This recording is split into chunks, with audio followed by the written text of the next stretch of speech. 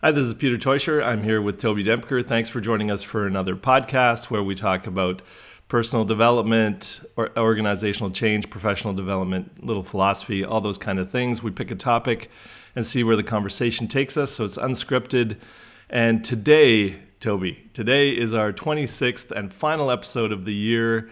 How are you feeling about that? Yeah, Oh, really? 26, 26. Okay. We've accumulated a few of these conversations. And I want to thank everybody who's listening for, tuning into us, listening to us, well, me sometimes ramble on, lose track and try and get back on.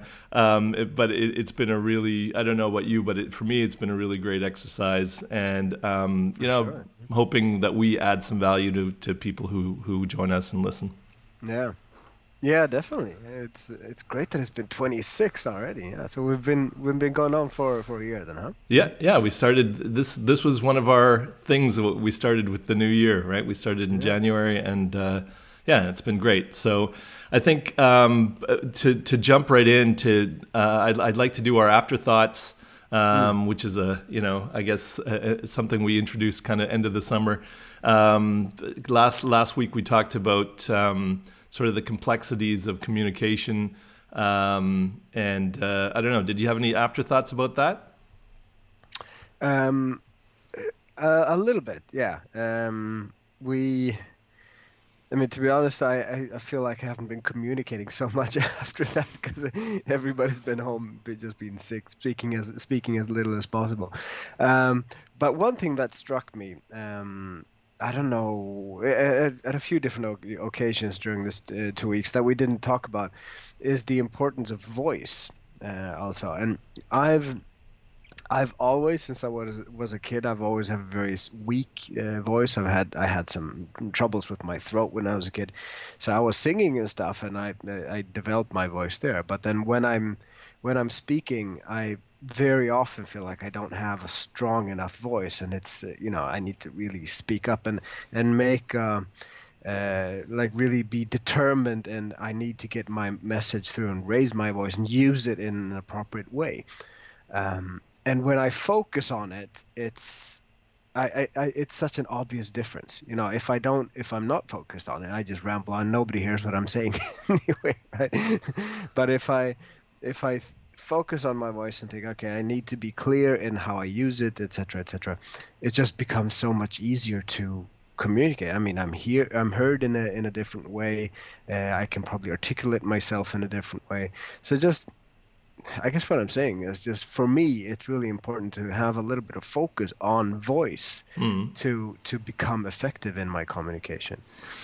Mm. That's interesting because I've seen you speak to a group, so you must be very focused because I didn't notice any kind of weakness in your No, ability to but then speak. but then maybe that's what I mean. When you speak in front of a group, you naturally take on that role and you naturally focus on your voice. But when I'm speaking to whoever, I mean, just at home, I probably don't have the same focus. Then it's a different situation, right? Mm. Okay. I guess for the afterthought, what really got me thinking. We were doing a podcast on communication, and I think one of the reasons that I want to do this for me, obviously, we both want to add value to other people and share our knowledge, but I think the process for me of I've never been really good at debates because my mind goes in when it's not structured. My mind goes in a lot of different directions, and I find that's one of my biggest challenges in communication is doing something like this where it's unscripted, very spontaneous, and Mm. just keeping myself on track, articulating my thought. Like I have, I'm a very creative guy, so I've got a lot in my head, Mm. and really putting that into words where it's easy to understand for other people is a challenge. And I think this is something that's been a good forum for me to kind of practice that. So thank you for Mm. everyone for being patient with me. I think Mm. it's much different than I find it's so different when I'm coaching someone. I'm really present. I'm Mm. listening. I find those my the communication skills come really naturally to me because I Mm. am so present. Mm. And the same is when I'm working with a group, and you just get into that flow state with the group. And I wish sometimes I could take, it's like I step into a different role. I think we talked about this in one of our episodes, and Yeah. it's almost like I step into a different role where all of a sudden I'm an amazing communicator, and I wonder sometimes why I can't adapt that to other areas of my life. But fortunately, in the areas that I work, that benefits me. But it's when we're doing these kind of free flowing conversations where I find it a bit more challenging, and that's an area that I want to work on. And so thanks for allowing me to continue to develop that. So anyway, moving on from our afterthoughts today, I'm really excited about today's final episode of the year because Mm. we agreed that instead of picking a topic this time, well, I guess we're still picking a topic because our topic is reviewing. We're going to review the year and prepare for next year, and I think Mm. that this is something that's really important to do as we close out the calendar year. Is look back. I think we'll talk a little bit about the kind of things that you can look at and consider, and then really doing some things to prepare for the new year to make it as successful as possible, as healthy as possible. Thinking about mental health, thinking about success and happiness, Mm. all of those great things. So, Mm. so that's where I'd like to take the conversation today. What do you Yeah. think? Yeah, that's great. And it's funny now, like when uh, pre-COVID, when we had more physical meetings and physical meetings with different kind of colleagues and context, that was kind of a natural thing to do. You got together at the end of the year and maybe had a Christmas dinner or something, but then one part of it would always be, okay, so what's been the highlights of the year? What are you looking forward to next year? And now, at least for me, that's really missing. So at least here I have the chance to think about that and share a little bit. So that's great. Yeah. Yeah, I think the current conditions have caused a lot of changes in the way we work and live and so on. So I think two of the things that I really want to talk about as we start this conversation is talking about the biggest challenges that you've had, and in line with I want to review some things that we're grateful for, because there's one thing, there's a dinner that I've been having for the last 10 years, with the exception of the last two, where a bunch of my English-speaking friends get together, a lot of the expats, they're Brits, Canadians, or Americans, and we have a Thanksgiving dinner. We do it on the American Thanksgiving, actually a couple of days after, because we do it on the weekend. And Mm. one of the rituals is, okay, what are we thankful for? What are we grateful for? So those are the two things I'd like to start with.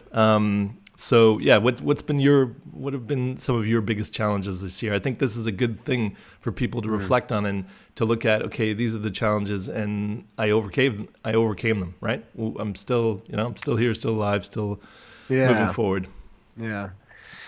Um, so I mean, luckily enough, I guess my biggest challenges has been more on the professional level, I would say. Personal and thankfully, physical challenges. I've been blessed that I haven't really had that many challenges of that sort. But professionally, I mean, it's still, I mean, for me, still being in a transition of I've left China, being in Sweden, and since COVID came into play, I haven't been able to keep up with my projects in China at the same way. So that's been a big challenge for me, the transition, and just making sure that I have enough work and projects to work on here. Um, but luckily, yeah, I've been able to scrape by, I have to say, and I got involved in some new projects that have been it's just in the starting phase, but it's really exciting, and it's intellectually challenging, and fun, and I see a lot of potential in it. So that's something that I'm really grateful for.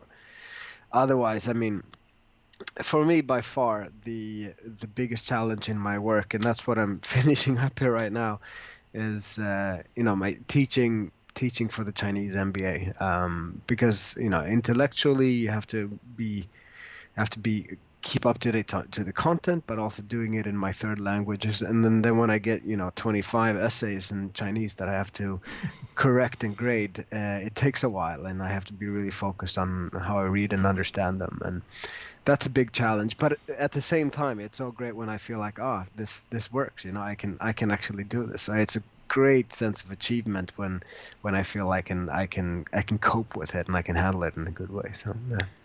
Yeah, that's fantastic, and I think everybody's been dealing with the challenge of restricted movement, restricted contact with people. So I think that's kind of a fairly ubiquitous challenge that everyone faces. Some people who are very introverted and are happy to spend a lot of time alone, but I think everybody still needs that sense of connection and that human contact. So I think that's definitely a challenge, and I find that lack of I really enjoy the one-on-one coaching that I do, and you can do it virtually. I do a lot of it virtually anyway, but especially for international clients. But I think I miss not having that balance of still having enough people that I see in person and have that interaction. It's a big part of communication, body language, and so on. So I think that's definitely been a challenge for me. And I think, one of my biggest challenges this year has been, on the projects that I have worked on. There was I don't know if it was just, a combination of COVID and not knowing the uncertainty of when all this is going to end. But I've been very fortunate that I continued to work, had a lot of projects. I still had lots to do. But my biggest challenge this year was coming to terms with not, for the first time in a long time, really not being able to hit the results that I wanted to, or achieve the things that I wanted to do. And those kind of setbacks, I guess, when you get used to being successful and always having,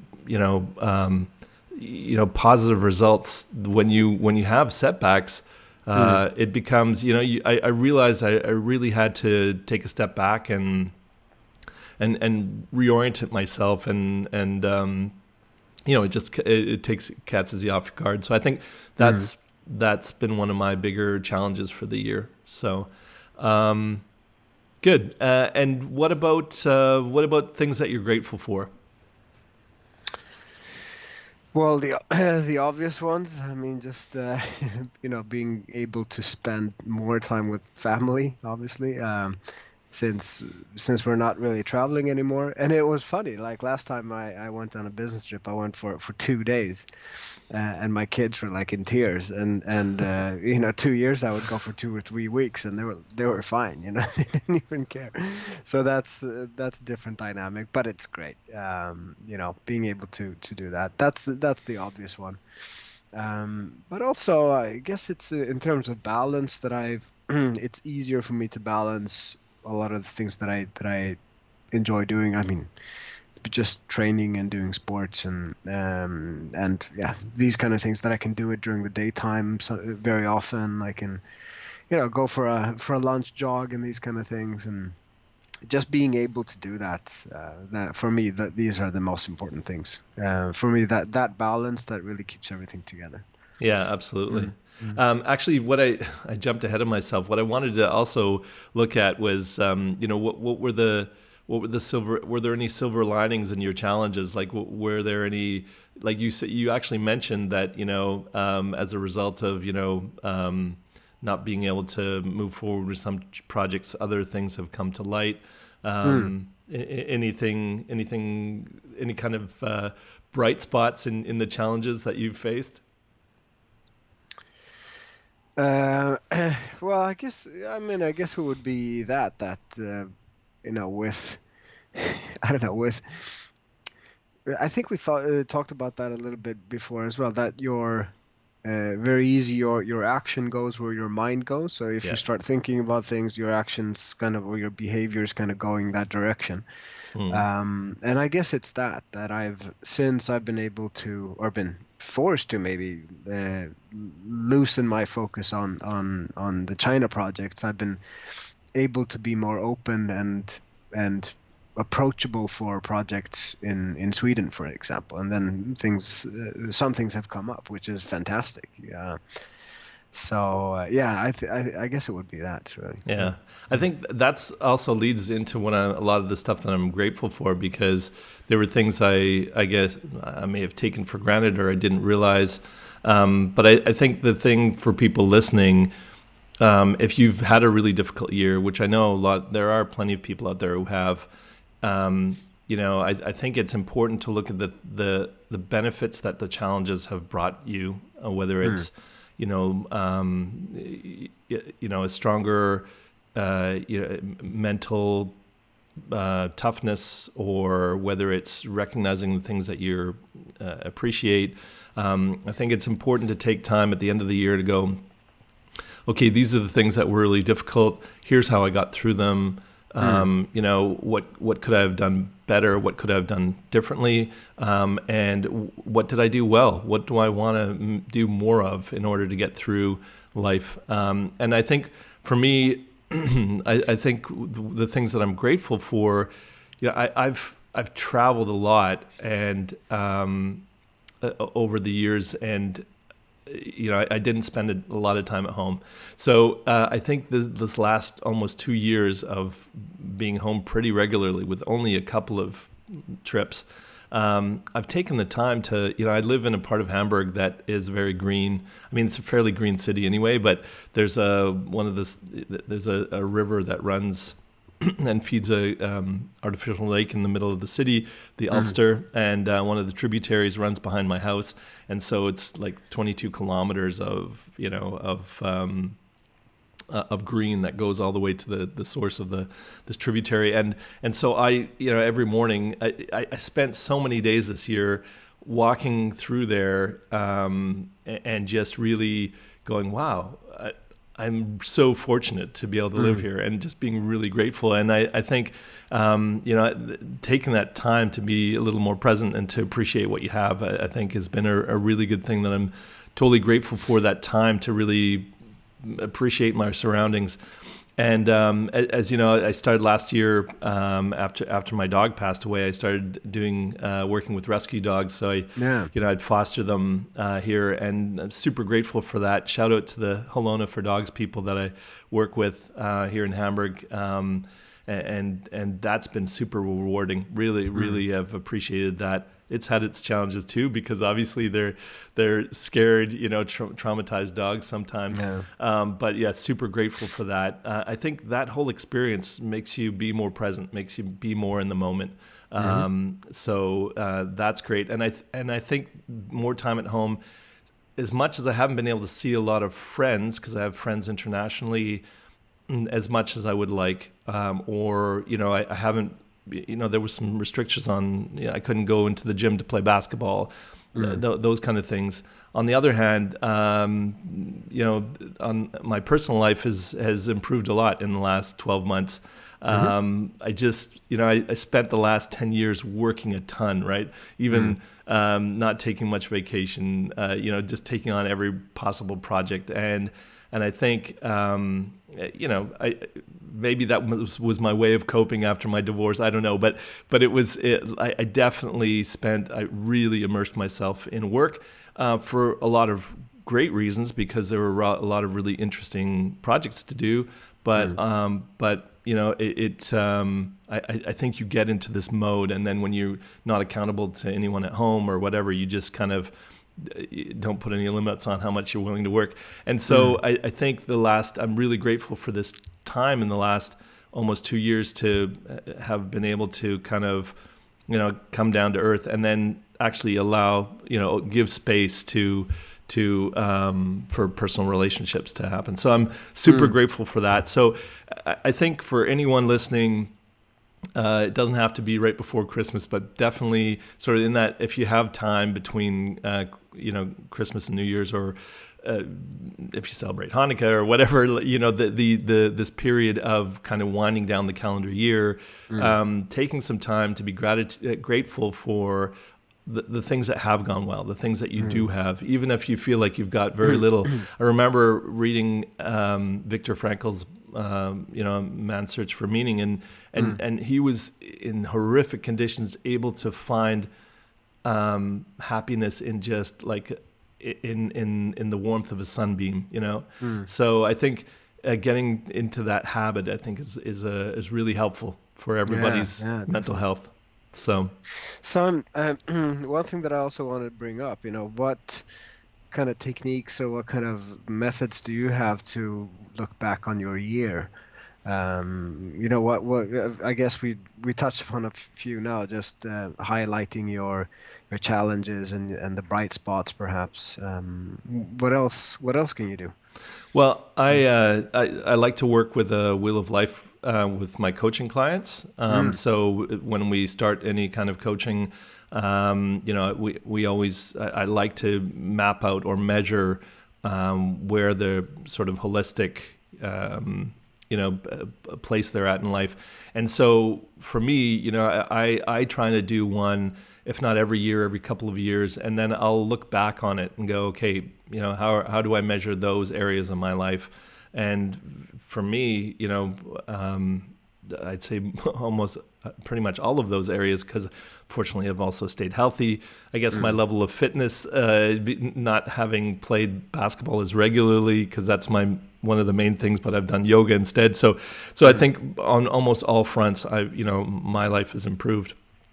So I think if you haven't done one already, there's and I'll try and put the link in the description, but the Wheel of Life, there's lots of those resources online, Wheel of Life. And so for anyone who's never used it before, it's basically, a circle on a page divided into pies, usually 8 sections. And then around the edges, you basically put names for different areas of your life. So some of them will have already pre-designated categories, right? I don't recommend using those if it's all you have available.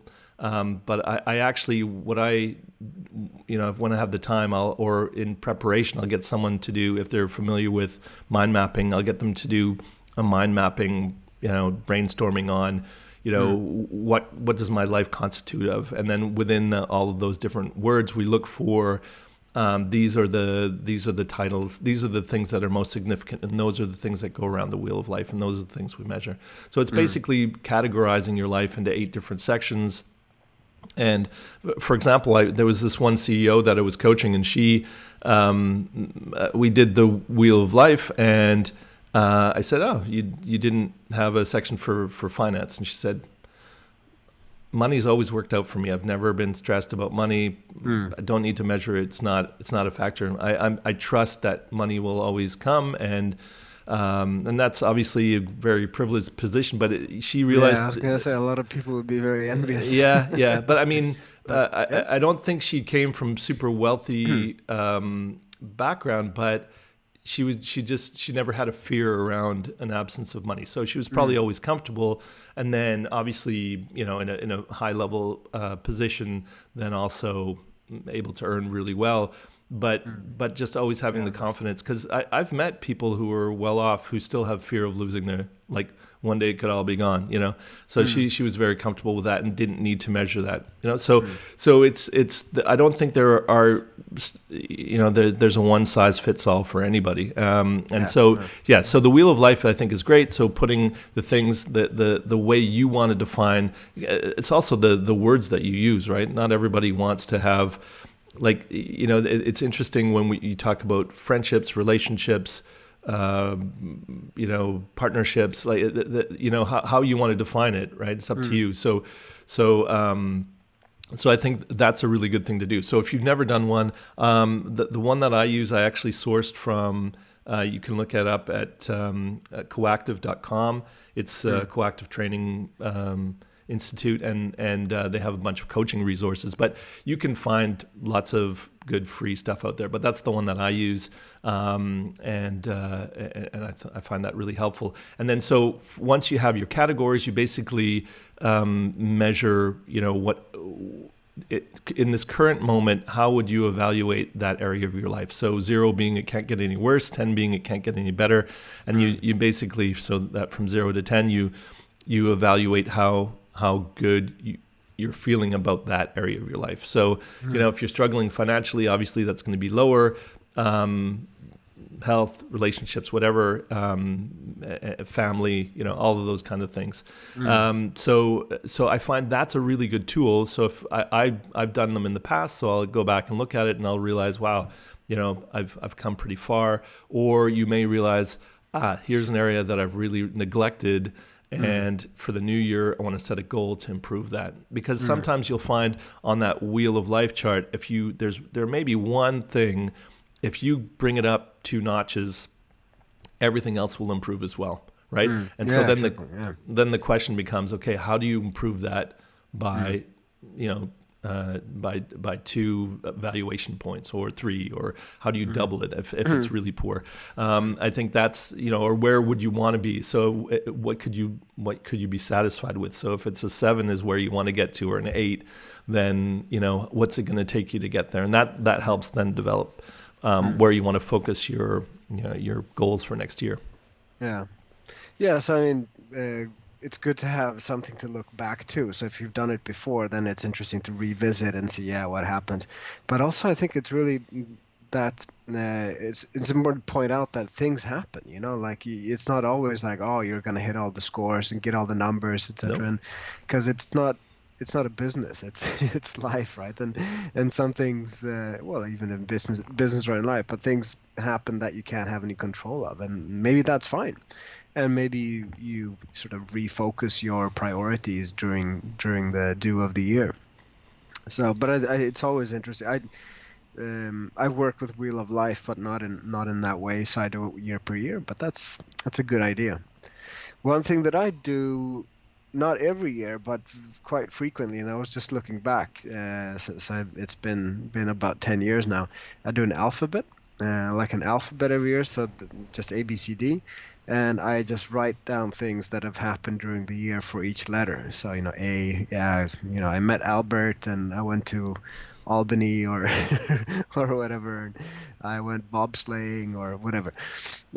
But it's, for me, I mean, it's not scientific or anyway, and maybe it's a bit silly, but for me it's a good way to just revisit everything that I did under a year. So just sort of go through the content, and then also it's interesting what pops up. So I really remember this individual, like this individual made a lasting impression on me, or I went to that space, or this experience was probably really important to me. So I fill it out, and then it is what it is. And then I have done it once or twice, not every year, but then based on that, I do a drawing for the year, So this is the highlights of my year. This is what it looked like, kind of.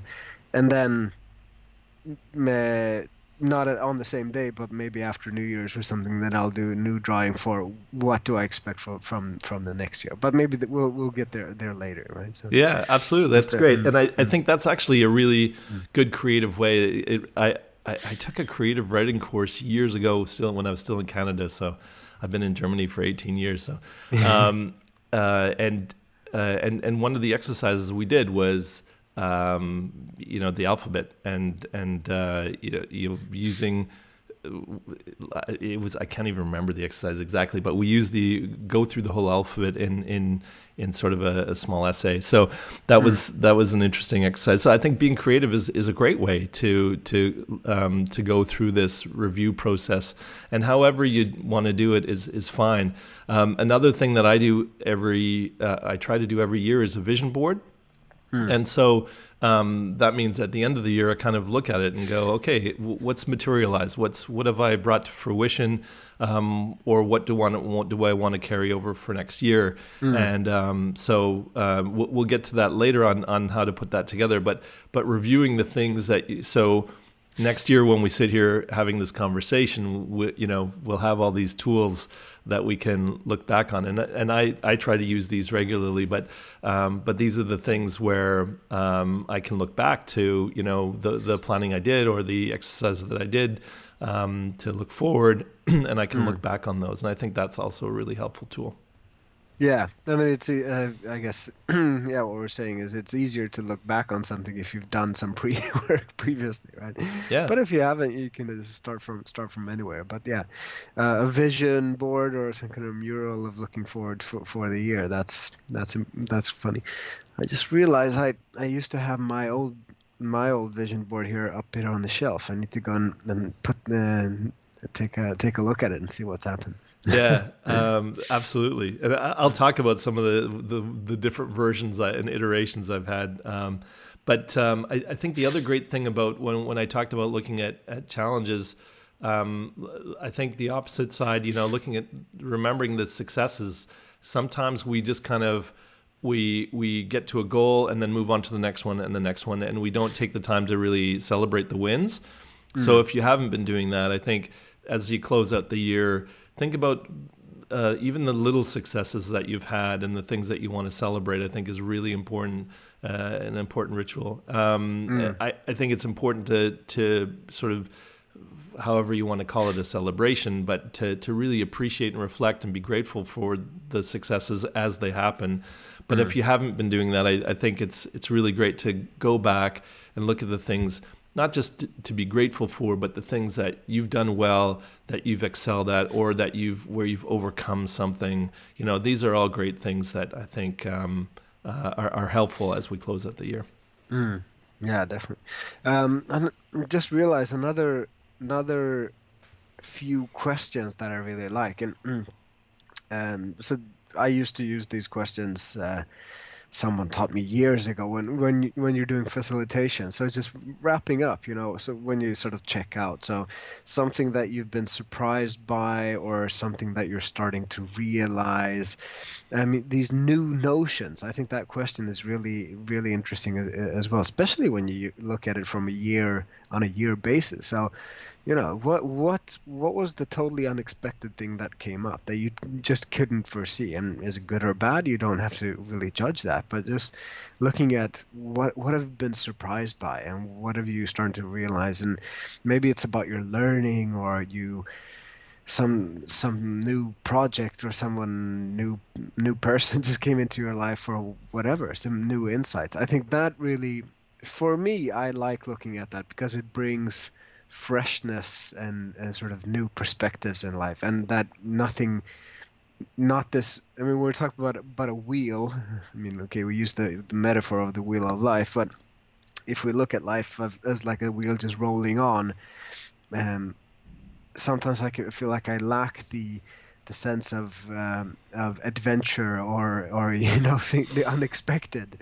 So highlighting that for me, that's really really nice. That I never expected this. Or one thing that I realized, my brother invited me to go to a concert that I didn't even know existed, and it was a band that I liked 20 years ago, and they were still playing, and just being able to go to that was completely out of the blue, but it was great. One of the highlights of the year, very inspiring. Fantastic. Mm, Yeah, I think there's a lot of things to be considered, and there are plenty of different tools. And I think the main thing that I want to encourage people to do is, I know it's a busy time for family. You want to take the time off to see friends, but I think it's really important to take some time for yourself. If you can take half a day, great.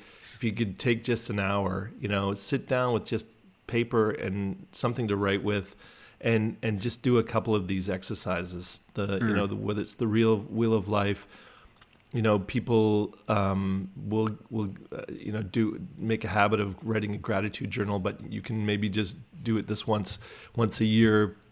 But really, even journaling about your reflections on the year. I think just anything that kind of gets the creativity flowing.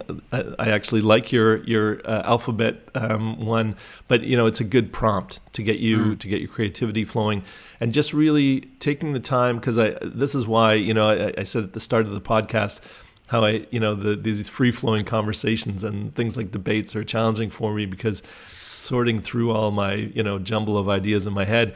And that's why writing is really a medium that I really enjoy. mm, It really allows me the time to, to sort out my thoughts. And even though I like to really do a lot of sort of stream of consciousness writing, I can go back and edit. I just feel a lot more comfortable that way. And I know writing may be not the thing for everybody, but just taking the time to write. And actually, I realized I have beside me here The Artist's Way by Julia Cameron. And one of the first exercises is morning pages, where you sit down every morning and you know, even if you don't know what to write, just I don't know what to write. I don't know what to write. But until it gets flowing, and it's very cathartic, and just this is a book for anyone who's not aware of it. It's a book for not for people who are aspiring artists, but it's finding your creativity, whether you're an accountant, a lawyer, or whatever. It's finding your creative side, and it's actually set up like a course, and so it's something, if you have some time, I actually recommend that people maybe pick it up, go through it as a workbook, and it can really do a lot. Finding your creative side is really important, and especially as you're trying to figure out what you want and how you're going to approach the new year. That's funny. Yeah, I mean, I do that with my students actually. I have the book here in my shelf, and I've been for a while. I was really enjoying those morning pages as well. So that's something. We have a class on creativity and innovation in HR, and I do this creativity exercise with them. They just write, and they can never stop. You know, and Yeah, it's an interesting experience. But of course, you have to do it a few times to really feel get your juices going, you know, and get, for sure. you know, But get your mojo going, I guess. Yeah. But it's something you can do on your own. You don't need to be interactive with other people. You can just, Yeah. it can be very personal, and you can throw it away after if you want. I don't recommend that. I think it's a great thing to look back and read through, even if you just want to have a laugh at it. But I think, you know, finding a way to focus your thoughts and just get, you know, channel them out. You know how good it feels when you need to get something off your chest and you tell a friend, right? This is a way you can do it, just without anyone else, and sharing things that maybe you don't want to share with anyone else. That's why, you know, if you want to scrap it after, that's great. And that brings me actually to, you know, a really important question that I think, well, maybe a lot of people ask anyway, but just closing the year and asking yourself, okay, so what do I want, or what do I want now, right? So with everything that's happened, you know, and all the input that I've had, and the experiences, good or bad, you know, how has this helped me? Because that's the great thing about the challenges and the choices you make in life. You know, the more you figure out what you don't want, hopefully the easier it'll be to see what you do want. So I think that's an important question to be asking yourself, because we get into this, you know, the hamster wheel, we get into this career path, we lock ourselves into commitments, and we just kind of, well, this is my life now. And I think it's important, without, you know, certainly before you get into a crisis, but just to be asking yourself on a regular basis. So whether it be once a year, every couple of months, you know, what do I want? Refocusing on reminding yourself on what it is that you really want. And, you know, it's not an easy thing to do by yourself. So, you know, I'm not trying to sell my services, but, you know, finding a coach or a counselor, someone to work with, I think can be really helpful for that. But really figuring out what it is that you want. And this is a great time of year, just kind of, you know, hopefully some people are still very busy, but hopefully you can take time away from all the family commitments and just take some time to reflect on that question. And it's also a good time to have those kind of conversations. Yep. I mean, I know I don't know if most people, but I know that a lot of people do that for New Year's, you know. So everybody shares. So what's your biggest, what's worth celebrating, and what are you looking forward to during the New Year? And I mean, during Christmas or whatever, you can do that with your family, and get a sense of things. And then that, again, your action goes where your mind goes. If your mind starts thinking about something, yeah, this is something that I want to focus on during the next year, it's very highly likely that you'll take some, you know, some actions in that direction. Yeah. sign up for the course, or yeah, get the gym card that you'll use in January and never ever again. No, but things will get in motion. But then, of course, for that to happen on a sustainable level, so you're doing it through the year. That's another issue, but it's a good starting point, I think. Yeah. Oh, well, how to keep it sustainable through the year. I've got a few tips for that. So that's still Yeah. coming up.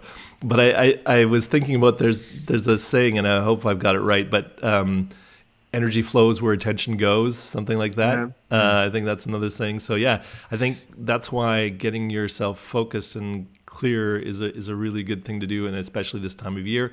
And I agree with you. It can be interactive. I mean, at the end of last year, I was single. This year, I'm not, and so I've actually already talked to my girlfriend that we're gonna spend some time leading up to New Year's, actually looking at what do we want, not just what do I want, what do we want, what do we, Yeah. what kind of plan, because we met early in the new year, so it's kind of been our first year together, and we're wanting to look at, okay, we want to make some plans for next year. So I guess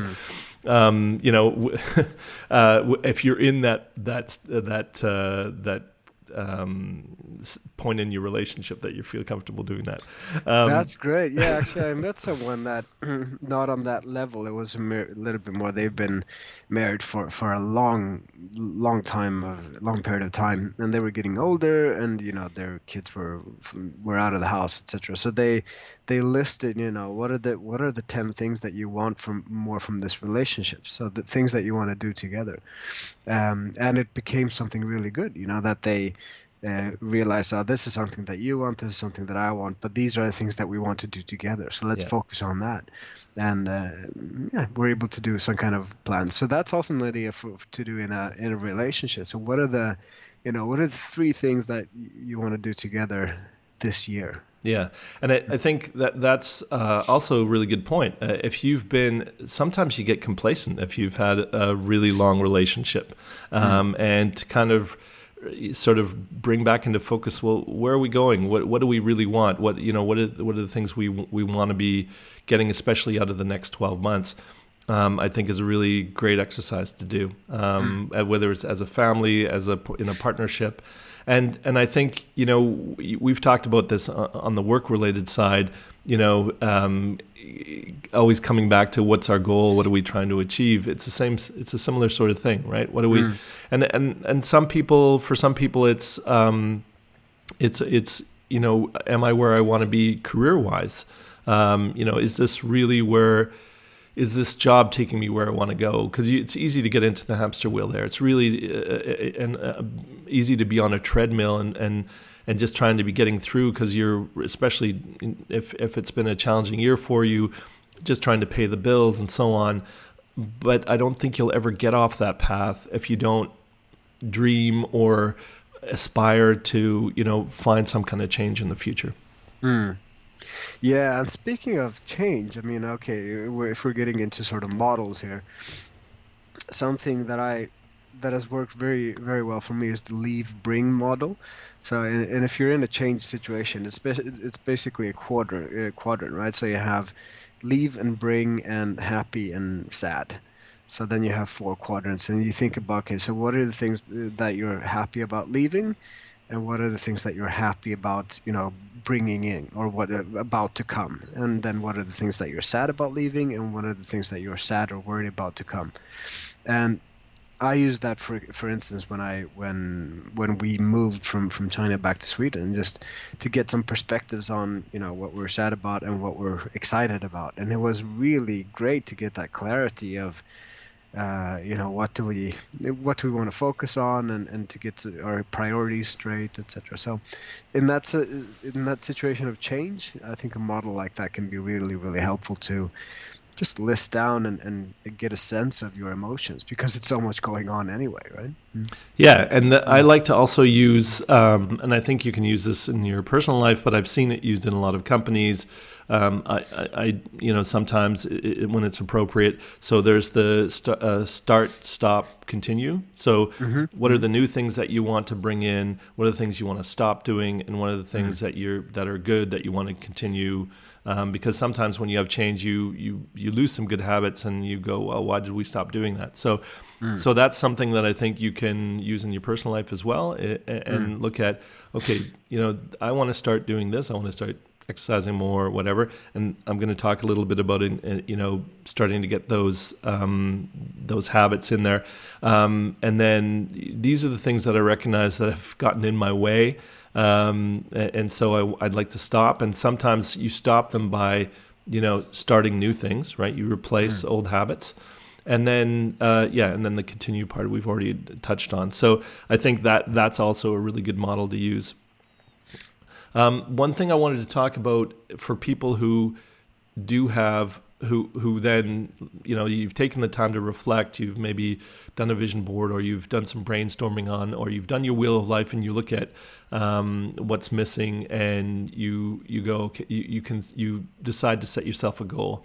And so there's a great exercise I do with coaching clients. Comes from NLP. It's I've heard it called a few different things, but the path to success. And basically, you need to get a bunch of sheets of paper and a marker, and basically you start by writing either today's date, your name, or whatever you want your starting point is, and then you on another piece of paper you write your goal, and then you put one at one part of the floor and another on the other part. And then you, on the rest of the pages that you have, you start writing down the steps. And then you can, each time you put down the next step, you look at it, okay, is there anything I'm missing? Okay, and then until you complete all the steps to get to your goal, at least all the ones that you know of, right? Sometimes there are parallel things that need to happen. Sometimes I'll put, pieces of paper beside each other, but for the most part, it's this path to your goal. And then when you've put all the steps down, you stand on, and this is much better to do with a coach, to be fair, to take you through it. But Right. If you don't have the resources at the time or whatever, but you stand on that first starting point, and you look at your goal. And you think about, you try and go into yourself and look at how that feels. How does that goal feel? Does it feel achievable? Does it feel like the right thing for me? You look at, does the path there feel daunting? Just kind of sort through your whole emotions. And then you take a step, and you feel your way into the next card, like the next step, and so on and so on, until you get to your goal. And then when you get to your goal, do you feel good? Are you celebrating? And then you look back and you look at the path that you've come, right? So the path to success, I think, is a really great exercise to, I've talked before about what NASA or the Olympic team have talked about, motor visual recall. So it's about visualizing successful completion of a task before it's happened, and so in your mind, there's no more doubt. You've already done it, right? So with athletes, they'll have them running through the tape if they're running a race or whatever it is that they do to be successful. So they've already won the competition in their mind. For NASA, these really tricky things, they've already completed the tasks, because some things 0G you can't practice, but visually you can. And so if you can take yourself through a process that eliminates a lot of the fear and doubt, then that's an exercise that I find is really good to do that. Cool. Yeah. Cool. And then we talked about vision boards. So I've done a few different versions of these. I used to get a cork board, and I'd print out, or I'd find pictures that represent emotionally, especially create emotional connection to what I want to achieve in life. So I'd put this cork board up in a place that I would regularly see it. But now I have kind of a mural program on my laptop, and I'll take digital photos and I'll put them on a mural. And then what I'll do is I'll put them, like I'll put it on as the screensaver for my phone or something. That's a good idea. So then I'm always looking at it. The problem is it kind of shrinks it, like it leaves out a lot of the pictures. So I have a few different versions, but I'll print one out and put it somewhere where I'll see it in the morning when I get up, or at night when I go to bed. So So I think if you can have a visual representation of what you want, maybe it's a picture of you getting what you want, but a lot of times it's really just about building that emotional connection. Our memories are anchored through the things we remember the most in life are when we had strong emotions, whether negative or positive, right?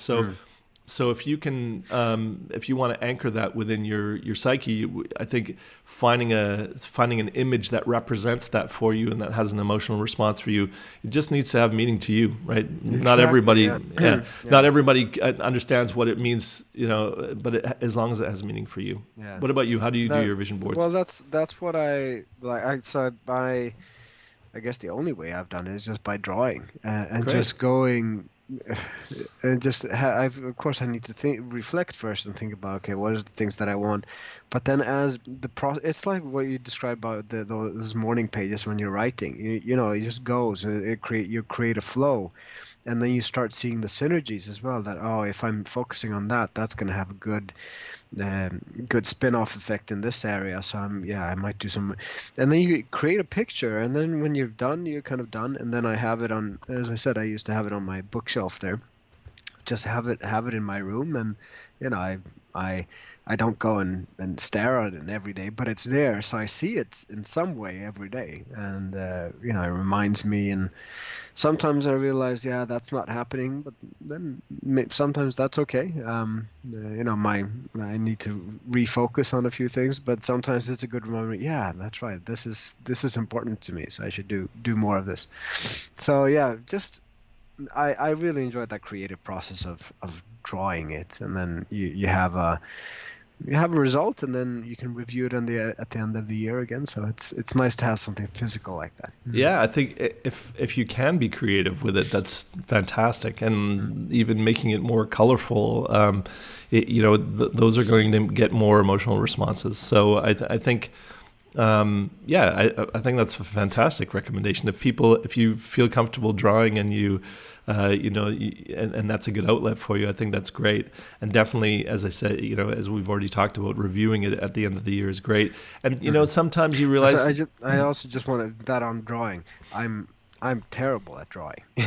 I'm really it's not really not one of my talents because there's something that I also in workshops. Oh, I can't draw. I haven't drawn for 30 years. I don't know how to do it. But somehow, that's not the point. It doesn't matter. It's you Exactly. create something that relates to you. So it doesn't have to be a piece of art. Yeah. Yeah, so you got to turn down the inner critic and just let it flow. Just let Yeah. it be. That's really good. Mm. Yeah, and I think that the thing about reviewing it as well, or if things haven't materialized, sometimes it's a timing thing. Sometimes you realize actually it's not what I want anymore, or through the process of pursuing something, you realize I never, I didn't really want it, or it wasn't really the right thing for me. But you needed to try in order to figure that one out. So I think Mm. there's no right or wrong way to do it, and other than just to be open and creative in your approach. So. Mm. Yeah, and do look at it regularly. Make sure these things that you're doing, whether it's even the path to success. I find after 3 months, it's interesting to keep those pages, put them on the floor, look at it again. Have I recognized there's another step I need to take, or Mm. maybe I realize. I like to give the analogy of you don't you don't get into a sailboat and without kind of having a plan on where you want to go, Mm. or or ship or whatever. You usually have a port of call or a destination that you're going to, Mm. but on the way there you can change course, right? And Yeah, so exactly. life's the same Mm. sort of thing. It's good to have direction. It's good to have a direction to take life in. A direction is always much better than kind of turning in circles or just being stagnant, right? Mm. So finding some direction will get those, just like trying to get the creativity flowing. Just the morning pages, start writing, start Mm. doing, start moving forward, because stagnation is not a good place for anybody to be. So Mm. um, But on that point on that metaphor of the sailing, but I think it's really important to also notice that sometimes. you have to change, and sometimes there's going to be, another tide or another weather that A forces you storm. to yeah, Yeah. then you have to change the direction and make some changes. And also, because I realized that with me a few years ago, I could be really hard on myself if I wasn't keeping on my plan, Hmm. and I was, I and to the point that I got uncomfortable with myself, and I think I let it out on my wife a little bit even, and it made me realize that sometimes it's okay to not do something or to skip a pass, or if it's a training class or whatever, you don't have to be 100% strict with it. So I'm just being a little bit flexible, and it's a direction, but it's not an exact plan. I guess that's for me. It's really important to have that kind of difference. Yeah. I think finding balance there is really important Mm. because there's if you find this pattern of not following through, never pursuing, like getting halfway and then giving up all the time. Mm. I think even when we talk about motivation or overcoming procrastination, sometimes you have this picture of yourself as someone who doesn't follow through or doesn't complete things. I think when you complete small tasks, anybody who talks to you about motivation or being more productive, if you celebrate the small wins, if you complete small tasks, I think it's important that you don't get into a habit of always giving up, right? Or Yeah. as soon as Mm. things get tough. So it's Mm. it's about finding that balance. So Mm. absolutely, if it doesn't feel like the right thing, just because you've set it as a goal doesn't mean that you have to follow through on it. Mm. I think the question is, though, if you find yourself repeatedly giving up on things, asking yourself, can I take it? Just it's. I find when you're going for a run and you feel like you can't go any further, right? Mm. It's like, okay, just one more minute, or just 30 more seconds, or just 100 meters more, or something like that. When you push yourself beyond that kind of mental barrier, Mm. then maybe you'll see things through fresh eyes, right? Mm. So, Yeah. so I think those are just a few things to be aware of. Your psychology kind of plays tricks on you, or you can go farther than you realize you can. So Mm. it's about not pushing yourself too hard, but making sure that you're not giving up too easy. And again, working with a coach or finding a friend who has a very neutral, or a healthy relationship with you that will give you constructive feedback. I think having Mm. an extra resource, or just in the same way that you have a running buddy or you have people that support you. I think it's important not to try and do everything alone. Mm. Sure. Yeah. Mm. Cool. Mm. Um, okay, I've got two more things Okay. that I want Mm. to for the future planning or for making next year successful. All right. I don't want to hog the conversation. Is there anything else that you want to throw in there? We talked about vision board and setting goals. Yeah, in terms of techniques, I mean that's the ones that I usually think about and work with. So yeah. Okay, cool. Mm. Then But I was yeah. thinking we could get into that sustainability part to how do you make sure that it happens, right? Because that's in any, I mean, I think we all recognize this, right? You make a bunch of New Year's resolutions, and then come February, you've sort of ditched them all. And if you look at gym memberships, for instance, that's a very common thread. So yeah, sustainability. How do you make sure that you can stick with the plan and make sure that this happens, and how do you review it, etc.? I'd be interested in hearing your thoughts about that. Absolutely. So one thing that I encourage, and the thing about setting a goal is it's always tied to. So if the goal is doing oriented, right? So there are going to be specific behaviors that you need in order so if you're gonna train for a triathlon, there are certain behaviors you're going to need, right? Mm. And so identifying those behaviors and finding ways to implement those, right? Mm. So it's the first step for me is recognizing, okay, here's my goal. these are either the behaviors that I need to adopt or behaviors that I need to change. So once you have those clear, then you can start to work towards that. I also, in terms of habit change, habit development, it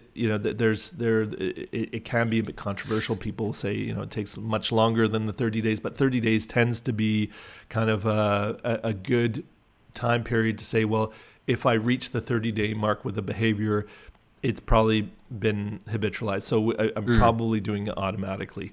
And so with that premise in mind, with that assumption that after 30 days something becomes a habit, I recommend a 12-month habit plan. So if you say, this is my goal. A 12-month habit plan. Yeah. Okay. So basically, if you set yourself a calendar and you say, okay, for January, the new habit I want is this. February, the new habit I want is it. And you have 12 new habits that you want to integrate for the year. Okay.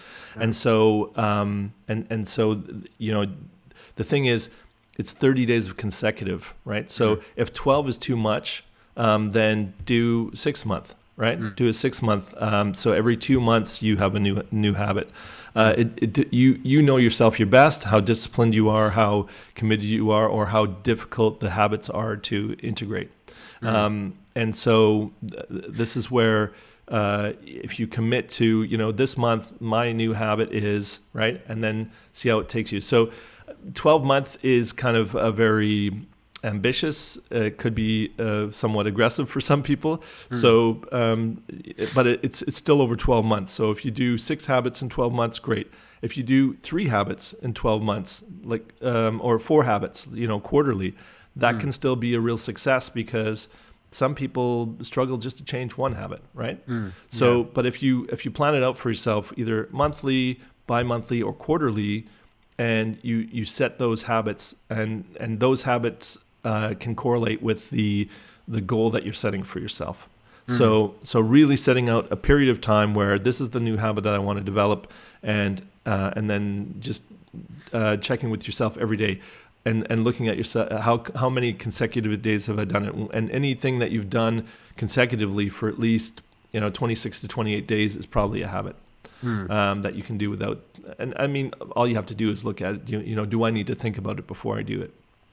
And so that's something that I find really helpful, is if you pick some specific habits to change. Not this whole thing about and it's about making them achievable. If you have your comfort zone, if you imagine your comfort zone as this circle, right, and you take a step that's like way past that's a step that's twice the size of your circle, then you're going to be way out of your comfort zone, and you're going to be overwhelmed, and you're going to run back, and you're going to give up. But if you go to the edge of your comfort zone and take just a small step over, you're going to have a lot more success. So I think it's looking at evaluating the habits that you want to integrate, or the behaviors.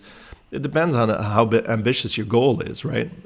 But just making sure that we've talked before about smart goals, and making sure that it's achievable is one of the main things in this whole process. Yeah. And then sorry, go ahead. Yeah, no, I was just, and I do want to highlight that part of reviewing, because at least I'm one of those person. I love planning, but do I always stick with a plan? No. But then when I'm successful, it's usually that I do a plan, and I set a review point that after 30 days or 60 days or something, I'm going to review my plan to see how it's going, and then adjust my plan accordingly. And then if that, for me, that's really helpful, that I just shrink the cage a little bit, if we use that expression too. It doesn't have to be that far stretched. So 30 days, and sometimes 30 days is a long time, depending on what you want to do as well. Yeah, you can look at it weekly. The thing is, if you do it weekly and you've had a few missteps, and then it can become discouraging. So it's about finding what you're comfortable with. But when I talk about the 12-month habit plan, it's about, do you want to change 12 habits, 6 habits, 4 habits, right? And then I think part of that whole process is reflecting on how consistently am I doing this. And so if you still haven't integrated the habit after the first month, then you're not ready to do 12 habits a year, right? So and then you prioritize, and you go, okay, well, I realize that I'm struggling to integrate my first habit, so I'm only going to do 6 this year. And then if it goes faster, then you can add more later, but you still have your original list. But I think understanding why you're changing a habit, not just something, well, I want to be healthier, right? But if you have a goal to set for yourself, and then you go, these are the habits or these are the behaviors that are important for me to achieve that goal, then your motivation is that much higher. If you look at BJ Fogg's model, right, where motivation versus the difficulty he's got on the axis, it's all to do with how difficult is it and how much motivation do I need to get it done, right? How eager am I to do it? And so obviously if it's not very difficult, even if you're not super motivated, it's easy to get it done. If you're super motivated and it's kind of halfway hard, you still got a pretty good chance. But if it's really hard, you do need to be way up here at this high level of motivation in order to maintain it. So so if anybody hasn't heard of BJ Fogg, he's got some really interesting stuff to look at, and he talks about taking these small steps. So if you break things down into smaller steps, you need less motivation, and it becomes less difficult. So it's all about finding that sweet spot. But that I think that on what you just mentioned about purpose, again, that's where I think we started with that. But so why do you want to change? What's the purpose of this? Because I know so many people that get frustrated also with, people are like us that are sort of facilitate or encouraging people to take on new challenges and changes. Like, why do I have to meditate and write diary and have reflection time and, do this and this and this? So, yeah, I mean, why do you start with one thing that you're motivated to do, go with that, whatever works for you, depending on what your purpose is. If you want to become more time efficient leader or something, what is one thing that will work for you? And it's not necessarily that it's the same thing for everyone, but just focus on one thing and make it easy for you. Yeah, exactly. I mean, so you set yourself up for success. That's what I'm saying. It could be, I think, to change one habit over 12 months, I think is probably not really pushing yourself. No, but I agree. It depends on what it is, and if you're doing, if you're focusing on one thing first, then you can add another. So and when you mentioned purpose there, I realized I wanted to do something at the beginning of the podcast, and I overlooked it. Okay. And we're going to leave it for the end now. I've decided, because we're almost finished here. The one other thing that I really want to impress upon things, because I don't want to give people too many things to do. And again, you don't have to do all of these. You find something that works with you. There's no one size fits all. So, we've given a bunch of different recommendations, but find a way to measure where you're at now. And to be able to go back and reflect on that and find ways to answer the question, what do you want? So setting yourself a goal and sort of figuring out how to get there. These are all just tools. And if you need any more information on this, obviously Tobi and I are accessible through my, Tobi's through LinkedIn and I'm through my website, peterteuscher.com. So, but the final thing that I really want to impress upon people, and this is when I hear about really successful people, when I hear about Tim Ferriss, Tony Robbins, they all talk about having a morning ritual.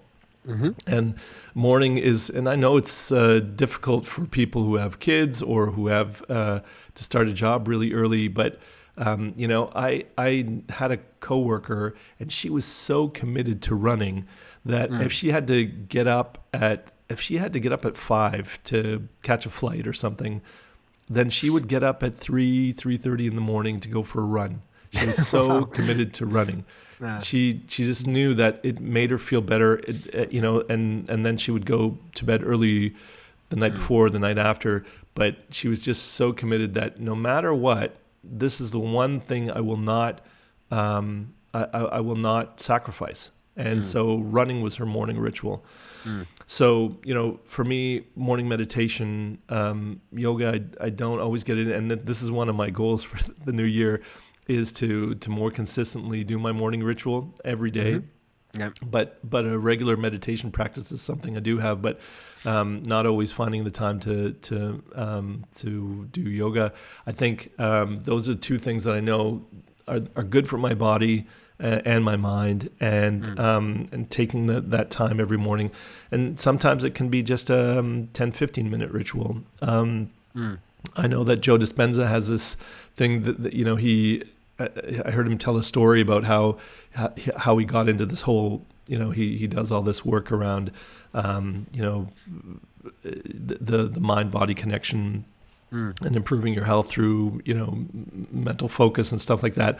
But he got into he was cycling. He was an avid cycler, and he got hit by a car, and they said he would never walk again. And so he spent time in his hospital bed visualize, because he was also a chiropractor before, and so he visualized his spine, healing the way it needed to, and so he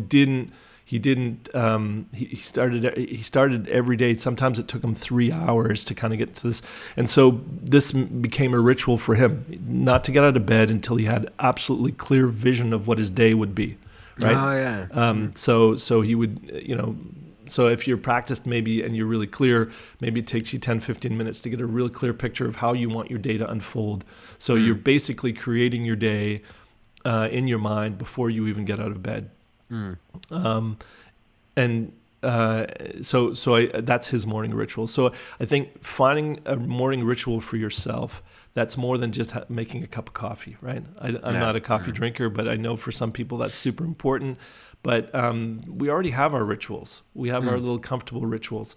But integrate a ritual that is going to be beneficial for your mental health, for your motivation, for your focus. And if you finding that morning ritual, I think it's what really successful people say works for them. So no, I know it works. I know it works, and I know people who've tried it. When as soon as they stop doing it, like it's so easy. When I go on a retreat or something, if I take a week a yoga retreat, get up in the morning every morning, meditate, then do an hour and a half of yoga.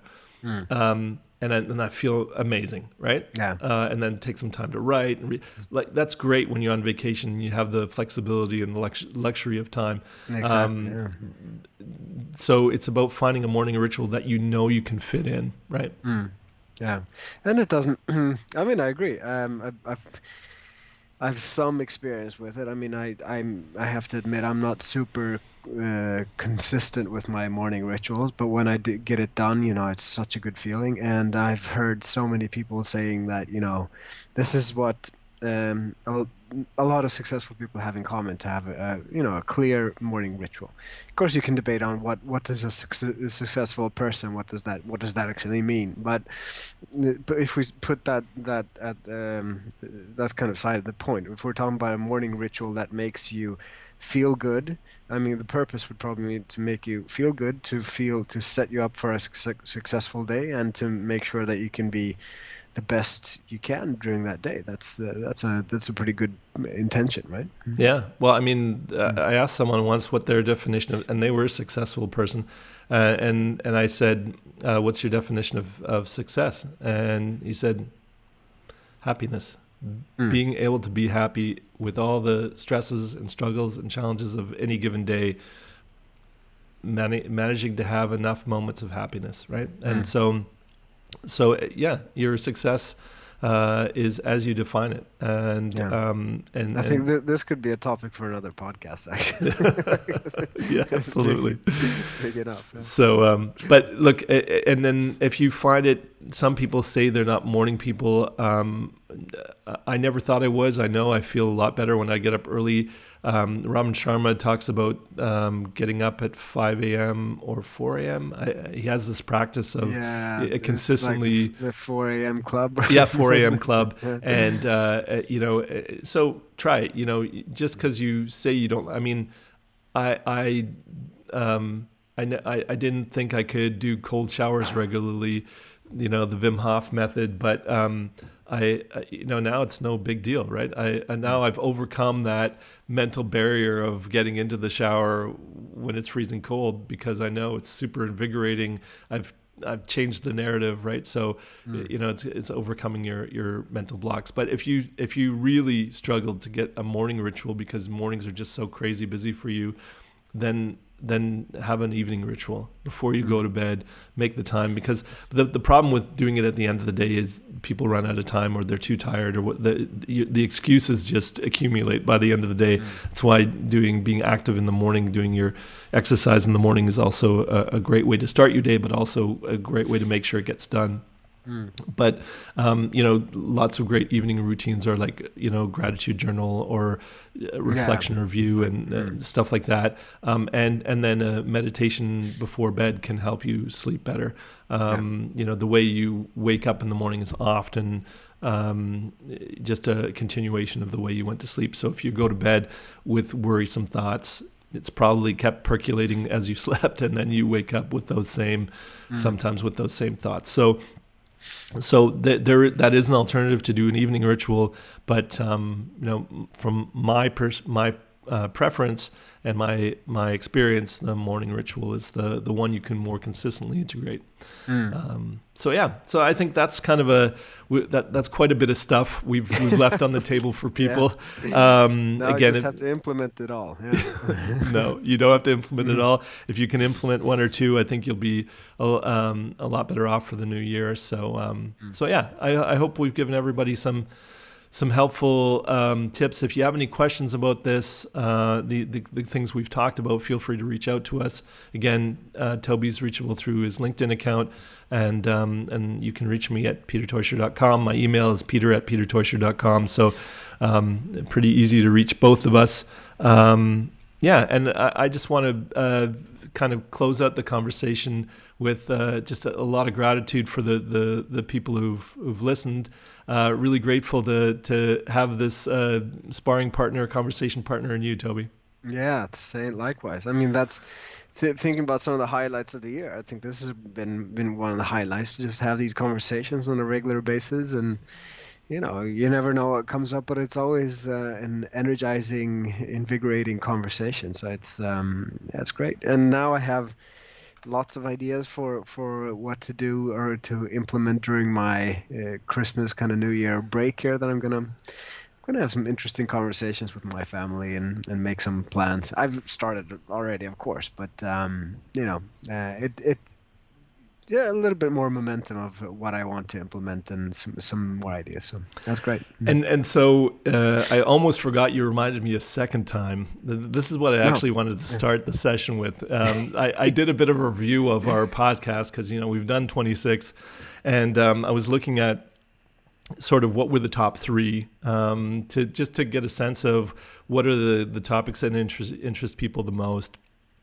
And hands down, by far and away the most listened to, and the most, both in the podcast, just the audio version, and in the video version that we have on YouTube, purpose was the number one viewed and listened to segment that we did, which is great, because I really am happy that people are thinking about purpose, finding more purpose in their lives, giving more meaning to what they do, things like we've talked about in addition, like adding value and so on. But so that was really great.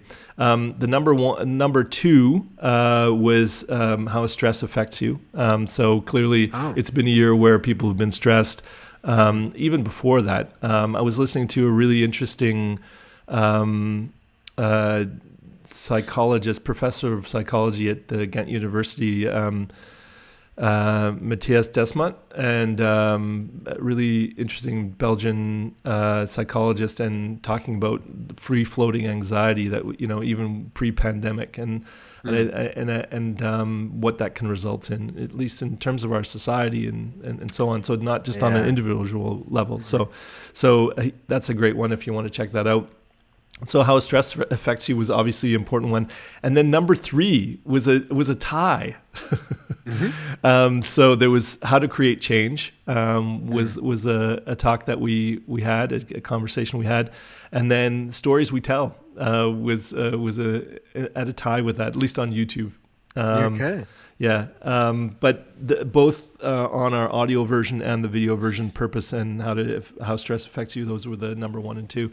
So yeah, look, I mean, if these are the things that are on your mind, people send us messages, ask your questions, give us recommendations on things you want to hear us talk about.